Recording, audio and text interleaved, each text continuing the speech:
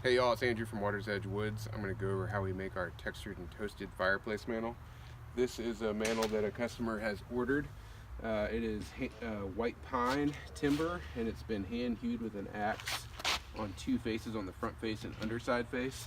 And then we plane the top smooth so it's easy for cleaning and easy to put things on top of, like pictures or candles or knickknacks. And then we've also cut it to the customer's exact length. So we're first going to, so it's been textured, and now we're going to toast it with a simple weed torch.